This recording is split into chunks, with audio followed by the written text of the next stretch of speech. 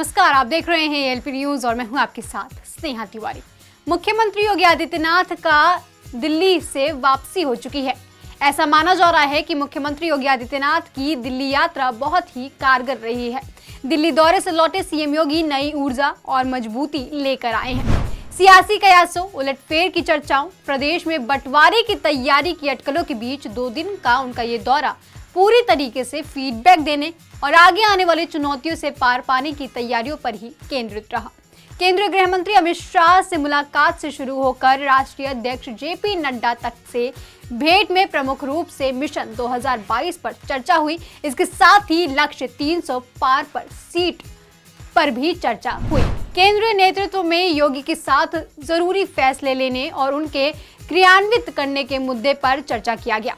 साथ ही पूरी कार्य योजना समझाने और प्रदेश में तैयारियां समझाते हुए जल्द ही फिर से बैठक कर फैसलों को अंतिम रूप से निश्चय हुआ है। केंद्रीय नेतृत्व में यूपी में फिर फतह की कमान एक बार फिर गृह मंत्री अमित शाह को सौंप दी गई है। जहां तक मंत्रिमंडल फेरबदल की चर्चाओं का सवाल है, इस पर अभी तक कोई फैसला नहीं हुआ है।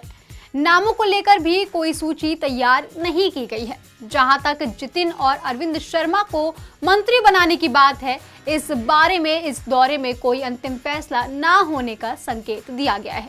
संघ और भाजपा के सूत्रों का कहना है कि मुलाकात का मुद्दा कोरोना महामारी के दौरान हालात और पंचायत चुनाव के परिणामों के संदर्भ में 2022 की संभावनाएं पर रहा है।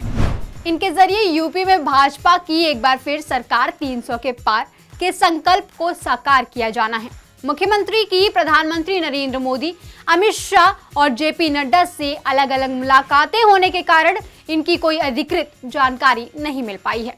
लेकिन बताया जा रहा है कि बातचीत का पूरा मुद्दा केंद्रीय डैमेज कंट्रोल और सहयोगियों को साधना, इसके साथ ही विरोधियों का सियासी तौर पर निपटना होगा। सूत्रों का कहना है कि निषाद पार्टी की तरफ से 11 जातियों की अनुसूचित जाति की सुविधाएं देने और गोरखपुर में आसपास या 2-3 जिलों में जिला पंचायत अध्यक्ष के पद देने और अनुप्रिया पटेल की तरफ से कुछ जिलों में जिला पंचायत अध्यक्ष की मांग की गई है। शाह ने योगी के साथ विचार विमर्श किया। साथ ही उन संभावनाओं की भी बात की गई जिनके जरिए पिछड़ों और अनुसूचित जाति के लोगों को और मजबूती के साथ जोड़ा जा सकता है। इसके साथ ही उन वर्गों के लिए चलाई जा रही योजनाओं के प्रभाव की भी जानकारी दी गई। पंचायत चुनाव के नतीजों के परिप्रेक्ष्य में इन योजनाओं के प्रभावों पर भी चर्चा की जानकारी मिली है। तमाम चर्चाओं के उलट योगी की शाह से लेकर नड्डा तक के मुलाकातें पूरी तरीके से सामान्य माहौल में रही हैं। भले ही सोशल मीडिया पर रार की खबरें फैल रही हों, लेकिन सूत्रों के अनुसार योगी की केंद्रीय नेताओं के साथ मुलाकात का मुद्दा रार के बजाय 2022 की रणनीति को तैयार करना रहा। शाह से मुलाकात के दौरान सहयोगी पार्टियों और अपेक्षाओं की बात भी की गई।